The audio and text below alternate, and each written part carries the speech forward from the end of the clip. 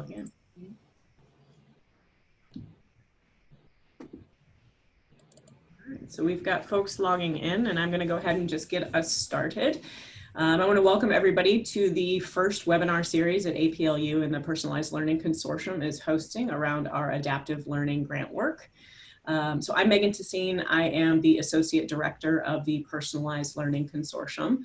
The PLC was founded in 2013, and we offer our participating institutions opportunities and resources to improve their understanding and implementation of learning technologies and teaching and learning, and improving that through the leveraging of learning technologies as well. Our members are engaged in a sort of cooperative relationship with one another in terms of sharing their experiences and expertise. We're focused on identifying promising and trustworthy vendors and practices and best practices that can be implemented, and sharing data with one another.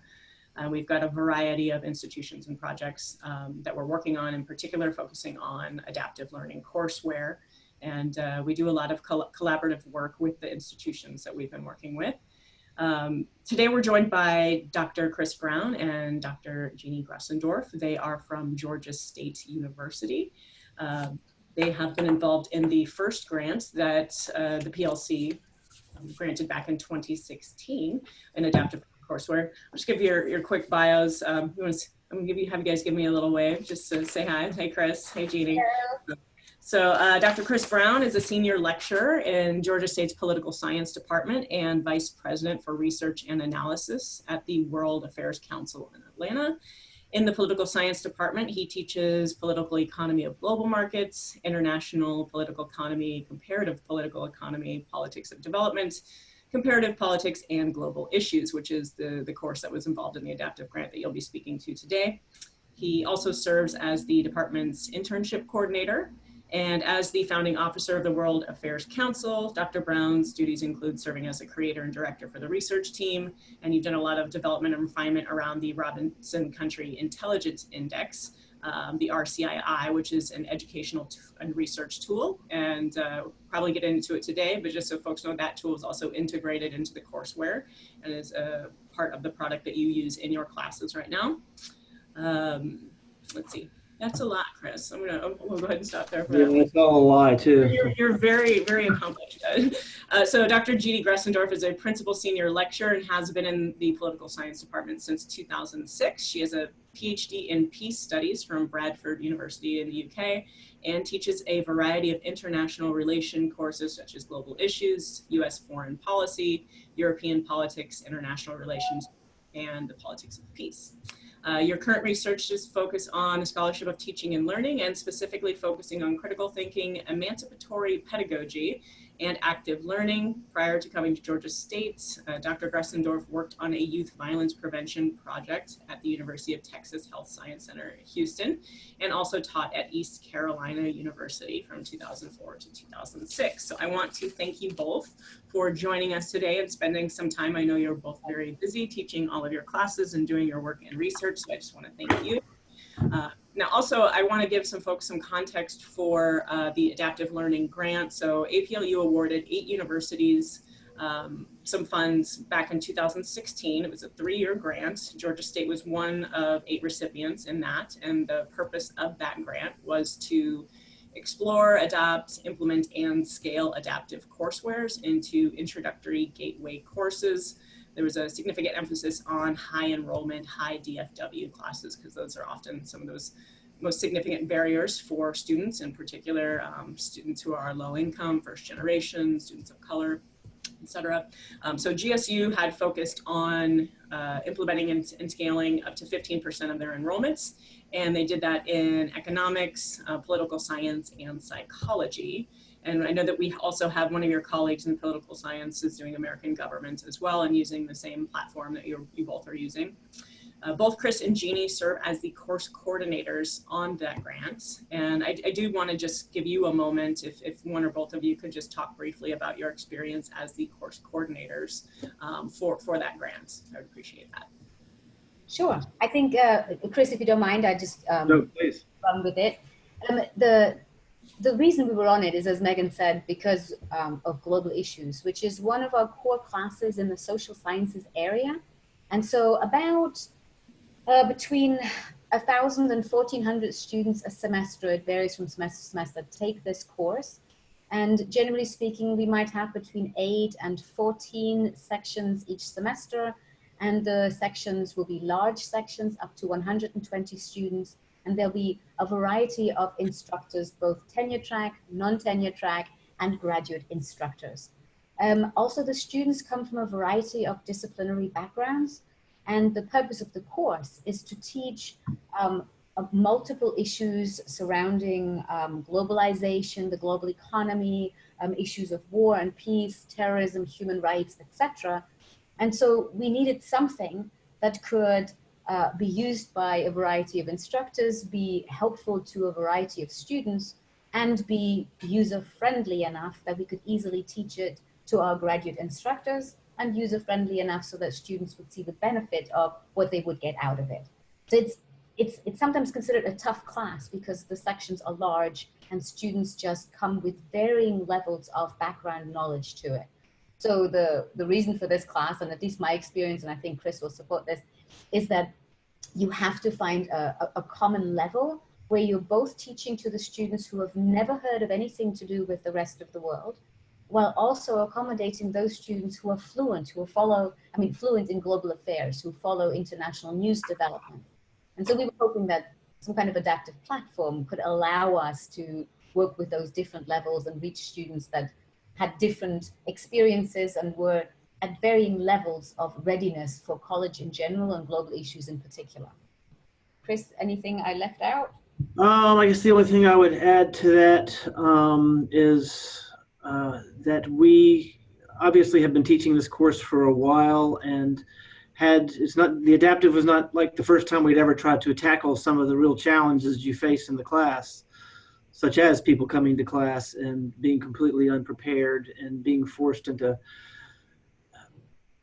doing basic lectures and dealing with high DFW rates and low success rates. And so we had worked in varying ways with varying text and incorporating varying tools, one of which we developed here at Georgia State, which is that Megan mentioned. And so it was a challenge. And so when the grant came along, it just looked like another arrow in the quiver, if you will. And so we began looking at that. And one of the things that we found was there was really simply nothing off the shelf. And so I think that's kind of one of the questions that was out there, is that was there anything for us to just go ahead and adopt? So if you want to get into questions like, how the process went about in selecting stuff, Jeannie and I did not have something off the shelf that we could choose. And so we knew from the beginning that we were going to be continuing down the path of building something. Right. Yeah, and that's a nice segue for me, Chris, as well. So I do want to just give some folks who are attending some idea of what the structure of this is. So as you can tell, this is a little bit more of a casual Q&A with a couple of faculty from one of the institutions we're working with. So what I'm going to do is, so right now the chat is turned off for all of you, but you can submit questions. We're going to do a Q&A at the end. I'm going to pose at least 3 questions to Chris and Jeannie. And as you think of your questions, you're welcome to submit them, but then we'll open it up around 2:35, at least Eastern Standard Time, and for folks to go ahead and submit their questions, and we'll have a Q&A with them. Now, the focus on this webinar right now is on kind of the prioritization and choices that both of them made in terms of selecting a courseware, and Chris is already sort of alluding to some of the things that were guiding that. However, I'm open to folks wanting, if something else comes up that you want to ask questions that are kind of related to that experience or external to it, we can be flexible on that as well. I want everyone to get what they need out of this. And also we'll be recording this webinar and sharing it out. So if you want to share it with your colleagues or have it again for reference at a later time, we will have access to that as well. So I'll go ahead and just kick us off with the first question. And Chris, so you had mentioned how there were not any ready-made coursewares for you, and particularly, especially for a course like Global Issues. So, I mean, a lot of the adaptive platforms and courses that are currently available, they're kind of for those introductory level courses for a lot of different disciplines. And then also, you know, not necessarily in like political science and some of the other disciplines don't have as many options yet. So because of that, and again, so the off-the-shelf courseware that's ready to use or the custom-built adaptive platforms, can you each speak to each of these and highlight what factors most influenced your courseware selection? And you know, kind of speaking to why you didn't go with an off-the-shelf, because I do recall that there were at least a couple as well that were potentially available for you. So if you could just kind of elaborate on that for us, that'd be great. I think that's, sorry, Chris, you go ahead. There weren't really any that were viable for us. To me, the adaptive landscape is one where there are the smaller, more technical or tech firms, and then there's the big publishing houses. And so there might have been a couple of things that the publishing houses had in the ballpark, but they weren't really anything that would fit our Global Issues course. And so, I mean, Jeannie and I talked initially about we were going to have to probably do a lot of work if we were going to go down the path of adaptive learning, which was an open question when we started. I think one of the options of us was that there's nothing that fits us here, and this is going to be a tremendous amount of work, so we're going to maybe look at different options and different avenues. But we did decide to go down the path of building our own course, and you know, that came after presentations by all those different small and large companies out there talking about what they had for us to use. And so what were some of the decisions? Well, like I said, we had previously been working on our course. So we had a book that we thought would fit well in there. We had a global and data literacy tool that we had previously incorporated into the course. So one of the things that we were looking for was a company that we wanted to work with that was going to be adaptable and amenable to the types of things that we wanted to do with the course. We had been working on it for years. So, you know, that pushed us in the decision-making process more towards a smaller company like Realize It, who we eventually used. We also, I mean, I don't know, I'm certainly not a marketing camp for Realize It. And we looked at other companies as well. And there were some that looked good on paper as we went through it, but the more you dug into them, they weren't really fitting what we needed to do. Our decision really came down to two companies at the time. And what I would say, that was 3 years ago. The landscape of adaptive learning has changed again in the last 3 years. So for us, it came down to Realize It and Cog Books, but that's, again, not trying to sell anybody anything.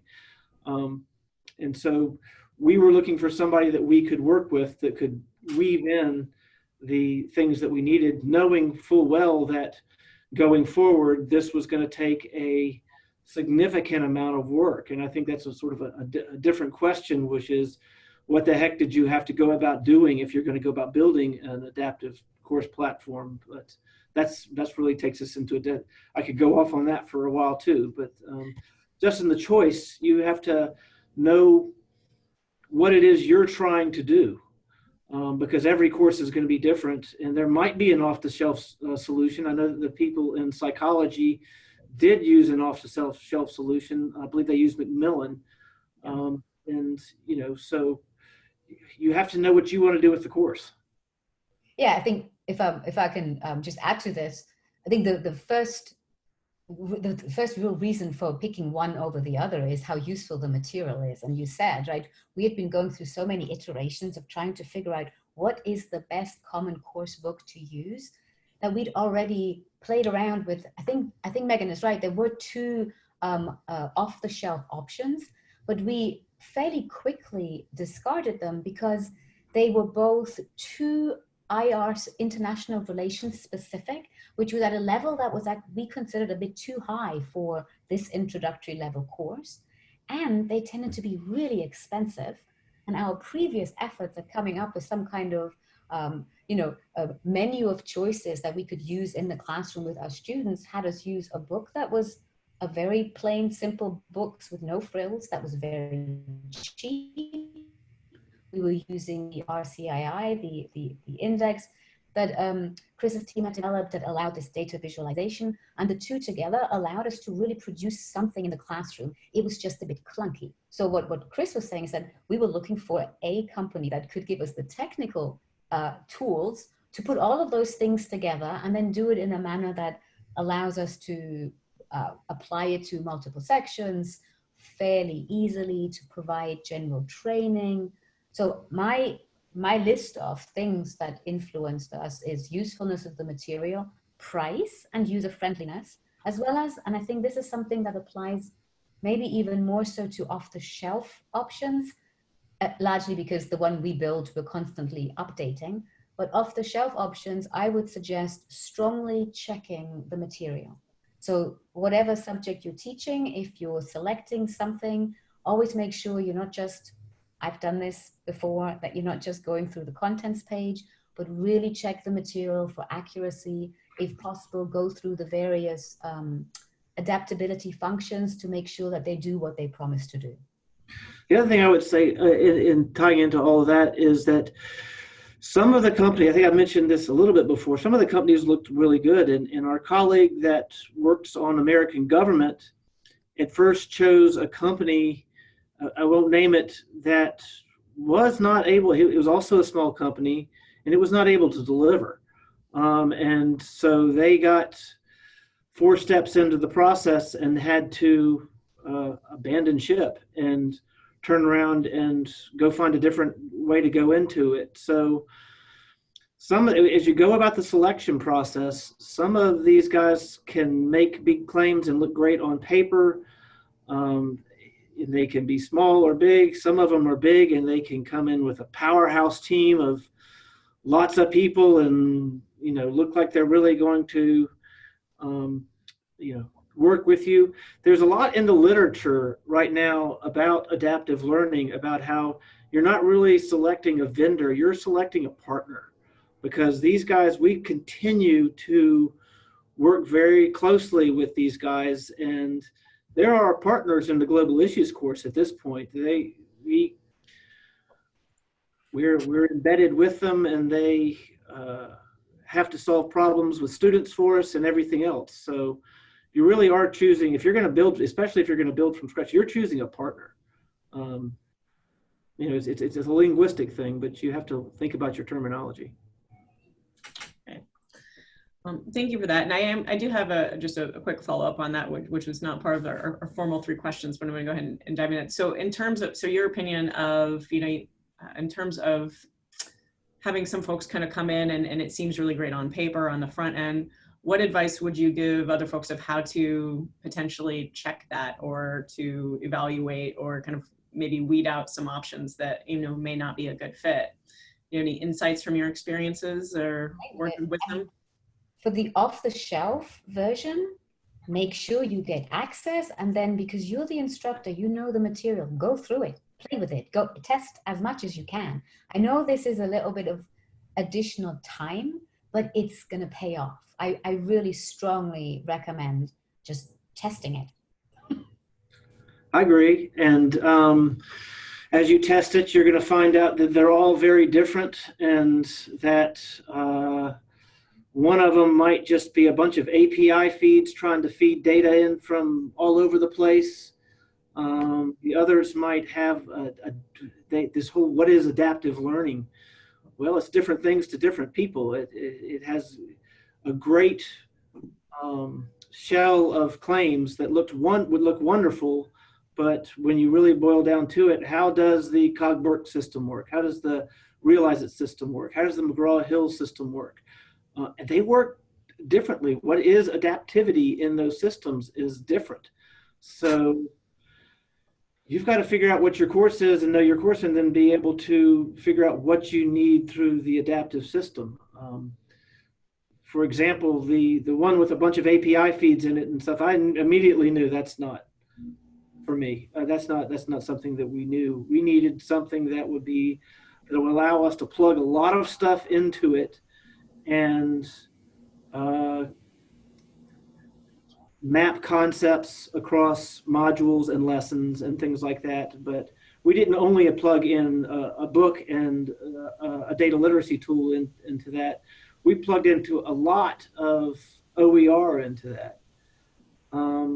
So I don't have a simple answer to your question, Megan, because there's such different, they can be some really different things out there.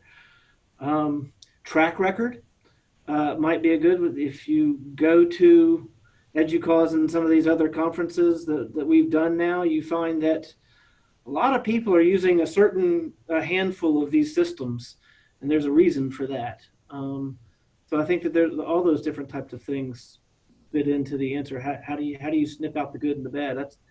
You just have to. Jeannie's right. You have to get down and dig into it a bit. And ask around. I think, the going to the conference and finding out what other people are using. Yeah. Yeah, one of the things that we've found to be really valuable in the first grant work, but also the continuation that PLC is doing, is connecting faculty with faculty who've gone through this process and have used the same products, just to get their experiences as well. So which is why we're having this conversation with you today, among others. But yeah, doing some research and finding out what other people say and what their experiences have been has been a valuable resource for folks. So thank you for that. So now that you've gone through the process of not only creating a courseware, but actually putting it into practice, so kind of moving away from the front end stuff, and now that you've actually done it and what you've been learning from that, what features either of the courseware or of the vendor partner that you have, which features have you found to be the most important or useful, and why? Okay, I'm going to start off. It's such a simple thing, and maybe this speaks to what Chris was saying about what is adaptivity and thinking about what you need for your course. My experience with teaching this class had always been largely because so many different students with different interests who have to take the course to fulfill a core course requirement, not because it's their first choice in subject. It often ended up with students just coming to class unprepared, not doing the assignments that I would give them. And so for me, one of the most effective things from using this courseware is that students have to do the work. It's something so simple. We have tied utilization of the courseware to 25% of a student's grade. That is a huge chunk, and it signals the importance of going through the courseware. But because students have the ability to go over the material again to improve their mastery, it gives them a lot of agency over just 25% of their course grade. And of course, it prepares them for exams. So a lot of students actually will go over the material, and it improves their learning. Surprise. So that to me is really the biggest thing. But maybe the second thing is, and this is where, Megan, you said earlier before this started that I was a little bit skeptical in the beginning of this process. And then I was a little bit blown away because of the experience in the classroom, right? So for me, the second really big part about utilizing the courseware is that I can look at the analytics, and maybe you don't need adaptive courseware for this. Analytics are out there in other areas, but it's really nice to see how many students of my class have done before coming to class, and then maybe using a variety of ways of just quickly testing that they remember some of those basic concepts, and then I can teach what is much more interesting. So rather than repeating the basics of something because they didn't do their reading, they've done the basics, and we can now go down into the weeds and really explore some global issues. So that to me is really key. I can only echo what Jeannie said there. The fact that students are more prepared for class, begrudgingly more prepared class. Remember, the majority of our classes are over 100 students. And so there can be a lot of a lack of attendance. Nobody's able to, you can quiz them. What we used to do was have weekly quizzes that tried to keep them up with the material. and they were somewhat effective, but not, it's not the same. What I like about it is that the students have agency over their own grade. If they want to make 100, they can make 100. And lo and behold, you find out that they do want to make 100. So they will go back through when they can sort of realize that they have the ability to do this. As for the adaptivity within the system, we've played with the adaptivity a good bit inside of the Realize It system, which we're using to get it right for our course. And I won't get into the weeds of all that, but I like the fact that we've partnered with a provider that responds like that. And you can have real conversations with them that gets down into how can this work for you guys. I can't say that other providers won't do the same thing because we haven't worked with another provider. But we felt real comfortable with when we have issues or we don't think that the system is working. The first time we went through, we found some students were getting through the modules in 20 minutes. There was some issue there, and it was because the adaptivity in the system was allowing them to exempt out of things in a system which scaffolds concept, which they should not have been able to skip out of. And so just the ability to work with the provider, and actually we tweaked it again 3 weeks ago, just to make sure that it's working the way it works. And then to echo Jeannie again, you go into class, you say, okay, guys, what is horizontal and vertical proliferation? And they tell you. They know what, they know what you're talking about because they were forced to go through it before class. Or they were forced to watch a video, or they were forced to do other types of things that then you can say, well, I'm going to move on to higher level activities. Everybody break into a group or something like that. Now, it's easier to break into a group when you have a class of 20 or 40 than it is in the class of 100, but you can do some active learning even in the massive classes. Yeah. So I'm just gonna, only because you mentioned horizontal vertical proliferation, we're clearly covering the same material right now. In today's class, I tested that they had the basic concepts. They knew the definitions because they had to go through it.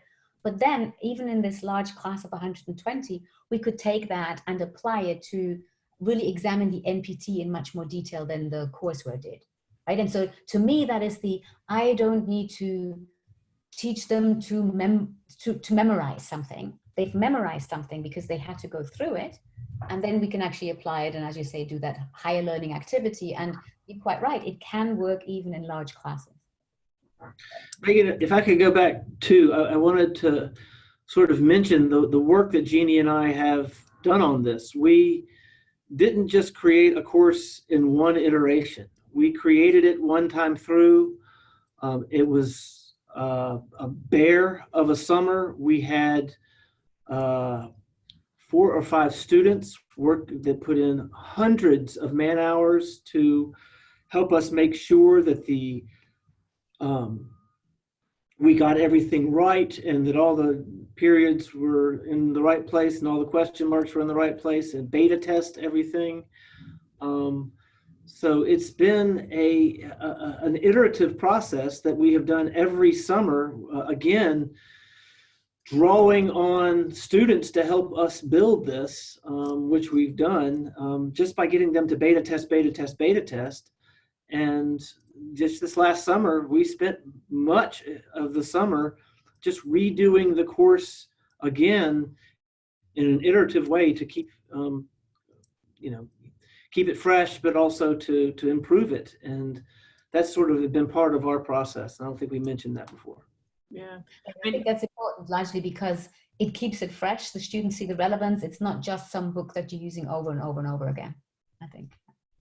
Sorry, Megan. There's all sorts of stuff in there.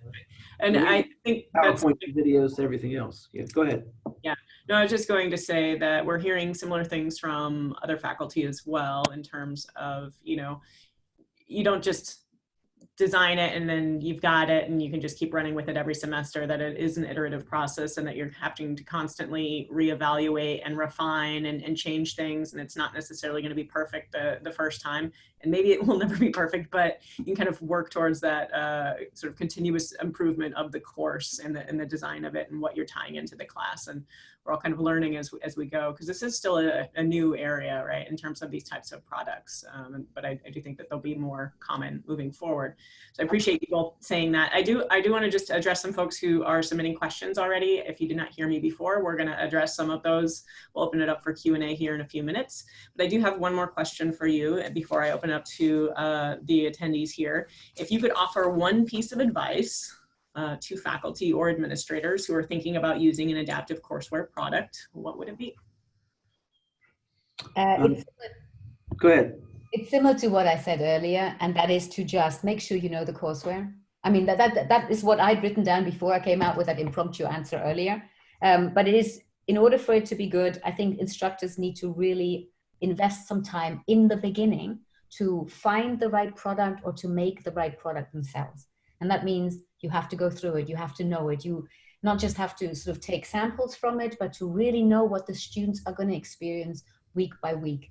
That way you'll be able to prepare them. That way you'll be able to refer to the material, to integrate it into the classroom.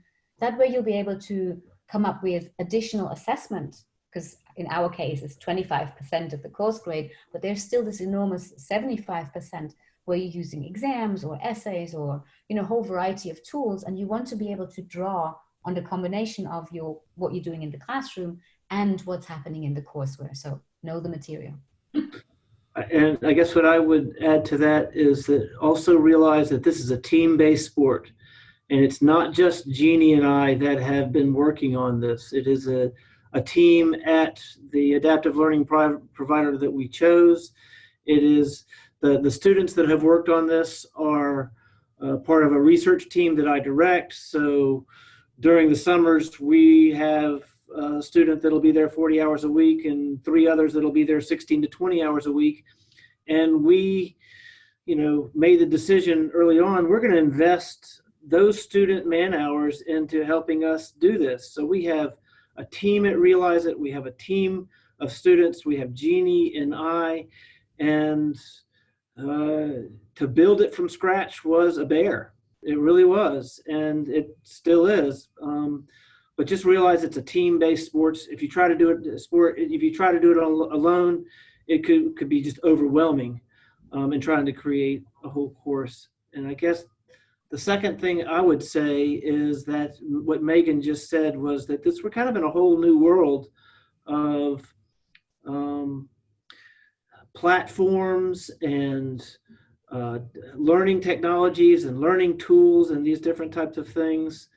And I would realize how important the professor is in creating this stuff. And to me, I think that academia has not caught up with intellectual property rights, and that if the professor is sitting there creating all of this stuff and putting it all together, then they should be really respected and have skin in the game for a huge amount of creation that doesn't stop after that first iteration. It is ongoing, and to keep the team alive and to keep the group working, everybody has to have their own skin in the game.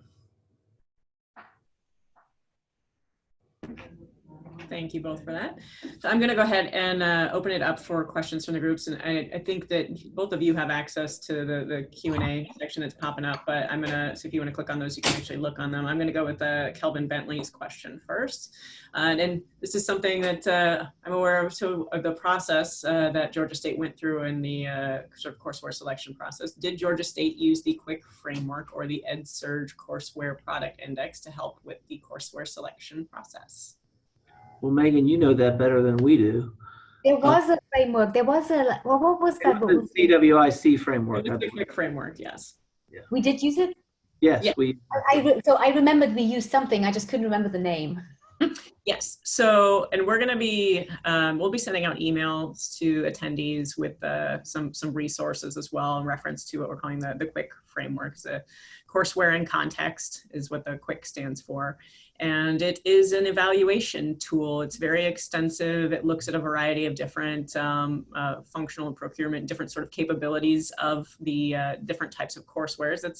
And often it can be times very technical. I think if you remember looking through all of the different, the questions of how you rate a particular courseware, there's a lot of different elements on that. So the Georgia State team did use that, and they modified it a bit and basically sent out a request for proposals to several vendors. I think it was a list of 21 vendors at the time, and basically sent that out as a survey with the quick framework, answer yes or no, but they also added qualitative responses into that. And then also the faculty teams submitted their own questions as well that they wanted, and things that were very specific to their wants and needs in a product.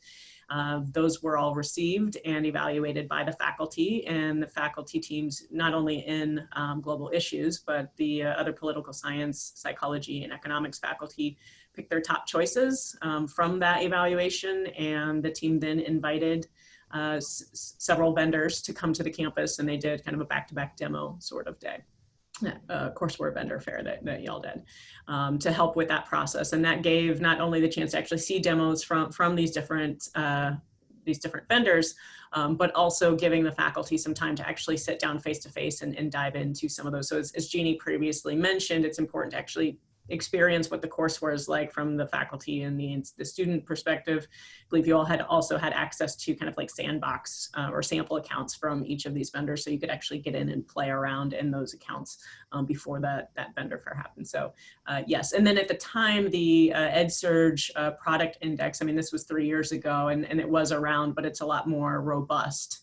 So the EdSurge product index integrates information from the quick framework, but it allows users to kind of go in and do a side-by-side comparison, and it breaks it down in a way that's a lot more accessible and in terms of identifying which features an adaptive product offers. So I'm glad I could answer that question real. I remember it was a really thorough process, though. It was. It took us several months, I think, in that first year of the grant. But even after we used the CWIC framework, we all rated one company much higher than it should have been. So because of what it was claiming on its submission, and it wasn't until after they came in and presented, and then the next day you had a sit-down meeting with those folks and everything, that it became, oh no, we're not going to work with that. That's not what we're looking for. So they'd asked sort of aspirationally, right? Oh, we would want to offer all of this, so they'd said yes, yes, yes, and then they hadn't developed. Yeah, I mean, those were very specific. They were clearly just a bunch of API feeds, and their system was in the testing stage. I won't mention the name of the company. Yeah, well, and I think that folks should keep in mind too, so you had also talked about, doing some research and talking to the field and seeing who has experience with particular providers. The quick framework, when you just send it out, or even just on the EdSurge product index, because it pulls from vendors who have submitted their responses to the quick framework. Those are all self-reporting as well, so you have to kind of take that into consideration. You might be told, yes, it does this, or maybe not yet, but we will do this. And to keep that in mind in terms of, whether or not a particular provider can follow through with actually giving those resources later on. Yeah, there's a person-to-person aspect to it too. You're meeting people, live human beings, and do I want to work with these people? You have to create relationships. Yeah, I mean, and to your point earlier, you're looking for a partner. Sorry, someone that you are continuously working with. You said you have a team at Georgia State working on this, but you also have a team at Realize that you're working with, and that is responsive. It sounds like when you have a problem, they listen, and that you have a conversation about that and what to do. Right. Sorry. I want to go to the top question there. I don't know if you have those up on your end, but do you think you would have been as successful if you had not had some sort of experience with already customizing online tools? So I know, Chris, you already had some experience with the development of that, the RCII, Well, I guess what I would say to that, Megan, is that I did have a comparative advantage there. I'd spent 15 years developing pedagogy out of public television shows that I worked on for a nonprofit. So, and producing similar types of stuff that I realized what an incredible amount of a team sport this really was. So I do think that that really helped. It doesn't mean you have to have that, but I think it helped me understand the sheer amount of editing that has to go on, and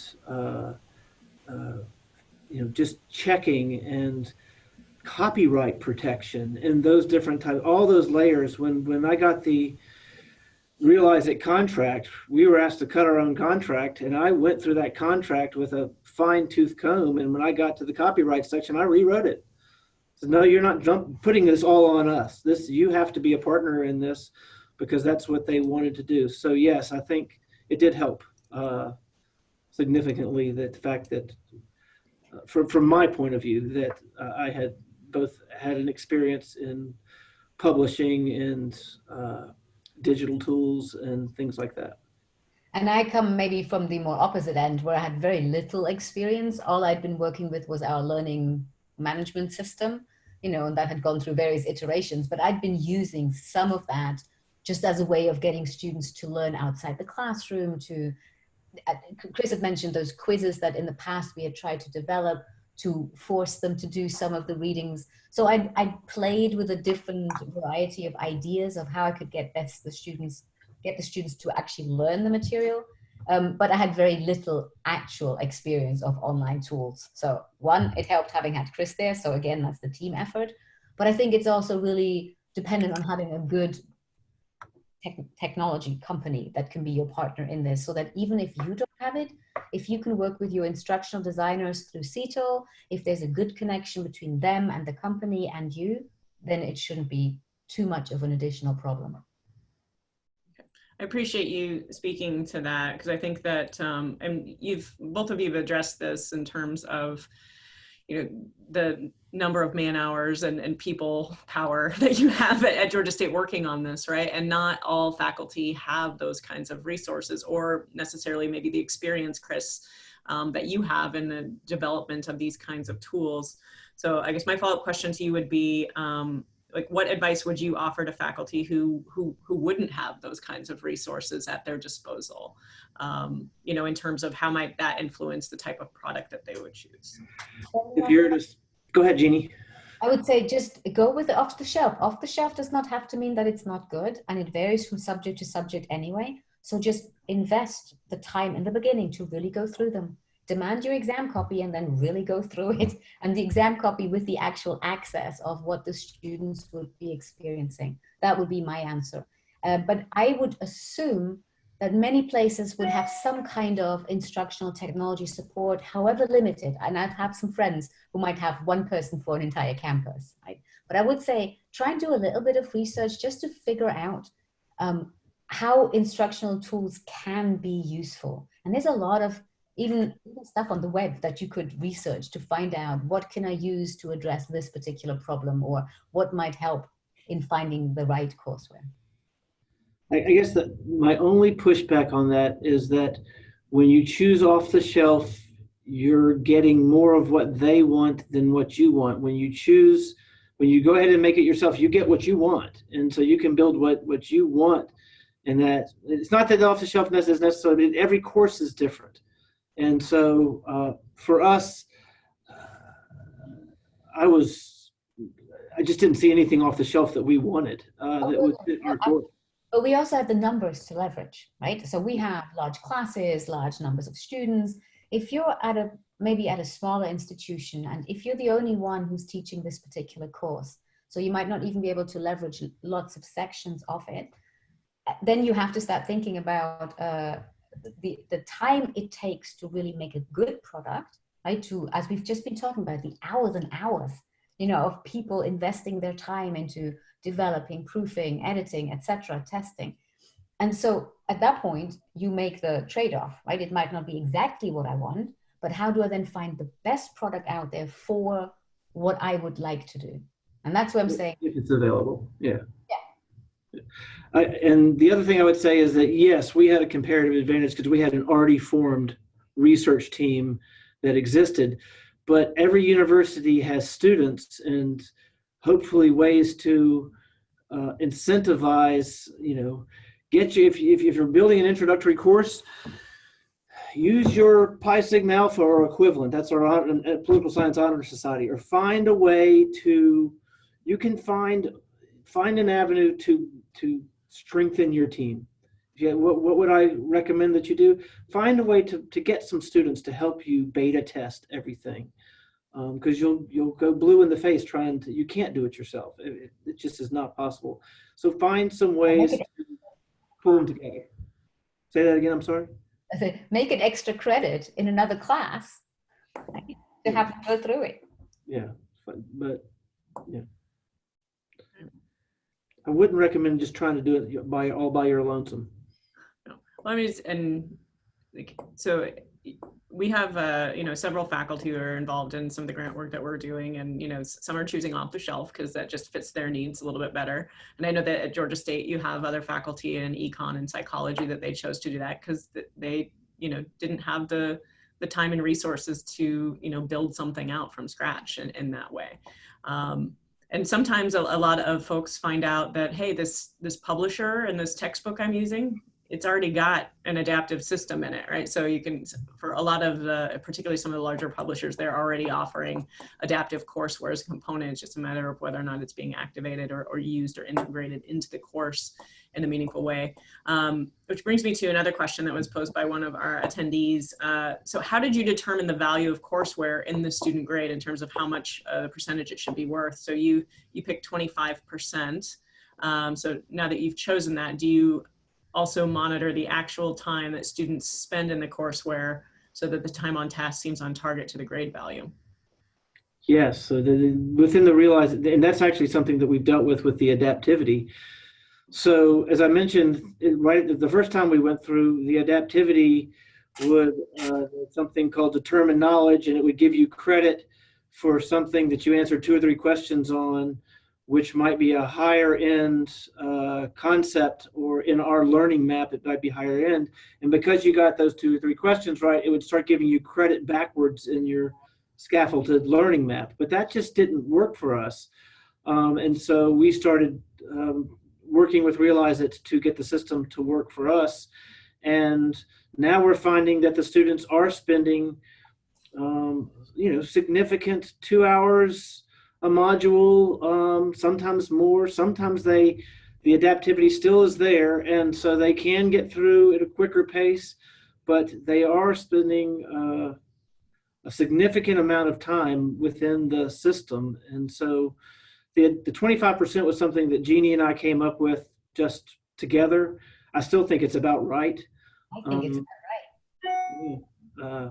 And so it's iterative, it's experimentation. So it might not be right for Math 101, I don't know. But for us, the students are spending significant times in the courseware. They have been demonstrably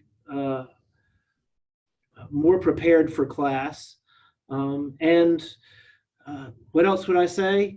Is also singling out those students that aren't doing anything. And so you can find them, and there's no place to hide. That's actually one of the phrases I use to the students, is that there's no place to hide with this stuff. I do think 25% is about right. Yeah, and I mean, the important thing about not being able to hide is, especially in these large sections where generally students can hide and get lost in it, right? We can now pinpoint and contact them and say, you haven't even logged on to the courseware, right? You have to be able to actually do this in order to do well. So I think 25% is right. We came up with it, I think, in part because it was sort of a combination of what we had already done in various smaller components that were now all being integrated, and then we added something to it through the OER activities. And so that's how we ended up, I think, with saying 25%. So because you spent so much time building this out and also using a textbook that you'd already been using and kind of was already fitted into your course design, do you think going through this process kind of made it easier or more intuitive to, I guess, embed the content of the book like into what happens in class? Like one of the reasons I bring up this question is because one of the things we hear from some of the student focus groups that we have with some of the campuses is that sometimes they feel that the courseware is just over here on the side and they're being assigned it as homework, and that it's completely different from what's happening in the class. So I'm interested in how you feel about the integration of those and the significance of it for students. Yeah, I think, sorry, Chris, do you want to? No, go ahead. I have a response, but could you please? I think yes is the through it every summer, the more familiar we are with each other, themselves are updating. So of course it makes it really easy to integrate it into our classroom. But, and I think this is why maybe my advice is sort of make sure you know the material that you are asking your students to do, because we're also working with a large number of, as I said, both tenured, non-tenured, and then graduate instructors who are being given the courseware as a requirement to use in their classes. And so our training for those graduate instructors consists of making them go through the material. But invariably, the very first time they teach the class, they're probably also overwhelmed by other things that they have to do as graduate students. They're not always as clued into what the courseware actually does. And it's in those classes that the students sometimes say they don't see the connection. So, but I have found that when a graduate instructor teaches the class for the second or the third time, they prefer using the courseware because they now know how to deal with it, and they tend to get better responses from their students about how well the two were connected. Chris, what were you going to say to this? There is, you know, exactly what you were going to say with graduate instructors. I'm thinking of a specific one from Kazakhstan right now. He's a very soft-spoken guy, and he's never taught a class before. And I was talking to him the other day, and so it's a challenge for him, not just because of integrating the courseware into his class discussions. It's a challenge for him to stand in front of 120 students. But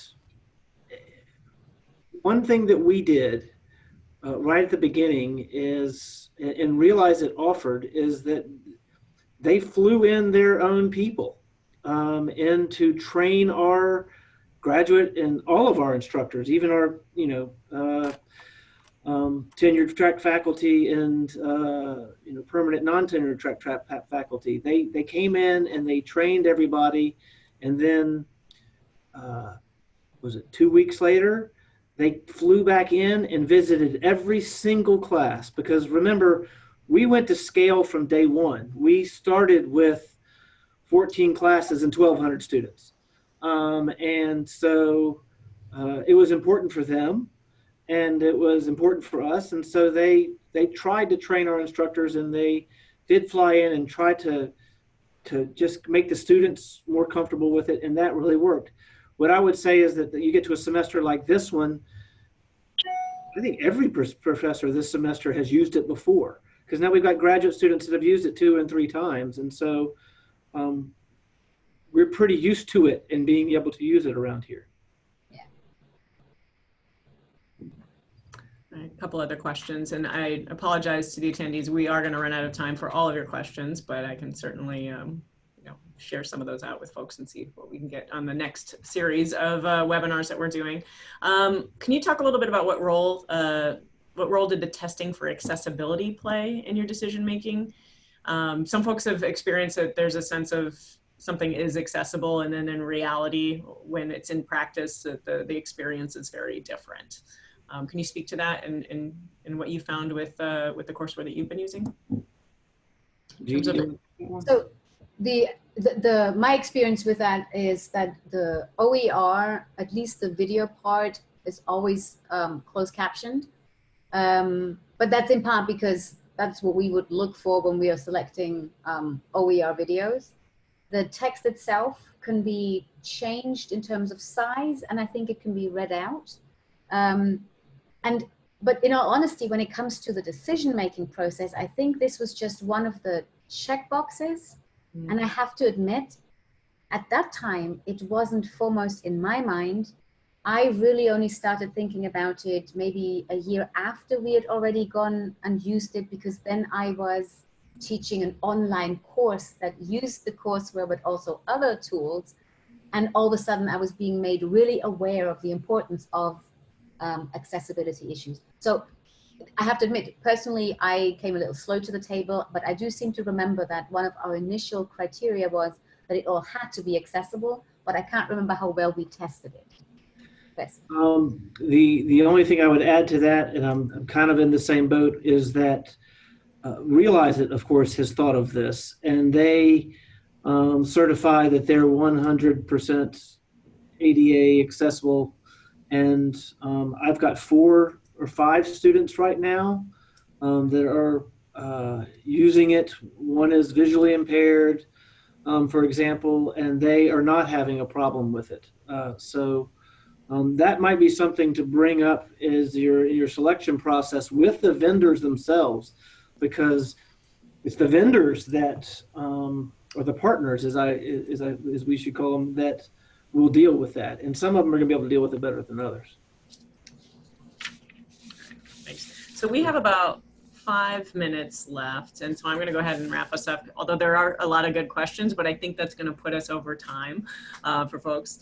I want to thank you both for taking some time out of your Thursday afternoon to talk with us. And at least one of those comments in the questions, you were both told that you all rock. So you do. So I want to address that and appreciate both of you for all of the work that you've done and that you continue to do, and that you are open to sharing your experiences with our colleagues and with ourselves, because that's how we do better, right? We learn from one another and one another's experiences. So thank you for that. So for the attendees, I want to just let you know that we will be sending out a follow-up survey on this webinar, and you can offer your feedback on it. Also, we'll be sending out some resources that we referenced here, and then those that just kind of have some relation to the courseware evaluation and selection process, in particular that courseware and context framework, the quick framework that we mentioned, also the EdSurge courseware product index that we mentioned, and then APLU I think it was a little over a year and a half ago, put together an implementation guide, actually working with the program managers from all of the different 8 institutions, for part of that first grant. And that walks from kind of the very first stages of, testing out and doing some exploration all the way up to the scale phase, right? And offers some insights. So that's a guide that we have available. And then also we'll reference or send out some information on our new grant work, which is sponsored by Every Learner Everywhere. They've got a platform called Solve, where we are generating resources and documentation and our learnings from our first grantees and from the field, and sharing that out for folks who have more questions and interest in whether it's an active courseware selection or just learning a little bit more about this. One of the things that we are trying to learn, and something I would like to follow up with both of you on at some point, is now that people are using these tools, how are they actually using the data analytics in the classroom to drive their instruction, to reach out to students and do interventions? Because I think, as we've all mentioned earlier, this is still kind of new, right? And sometimes it's just a matter of kind of getting a lay of the land first, and then once you get comfortable with it, then you can really start playing around with that data and understanding it. And then also thinking about what you can do in terms of one's pedagogy. So I just want to, again, thank you both for joining us today, and all of our attendees. And you can expect those emails to be coming out to you directly. And thank you, everyone. And we will have another webinar coming up next month. We'll be doing 4 faculty series webinars this semester. Next month, we'll have one late October. We haven't set the date yet. But that is going to be with Patty O'Sullivan from the University of Mississippi. And she has done many, many focus groups with students about their experiences. So she's going to be talking about what they're saying about what their experiences are like with these coursewares. So there's a lot of good insights from that. So I hope you'll join us next month for that. So thank you both again. And I hope to see you both in person soon at some point as well. All right. Thank you. Thanks, guys. All right. Bye. Bye.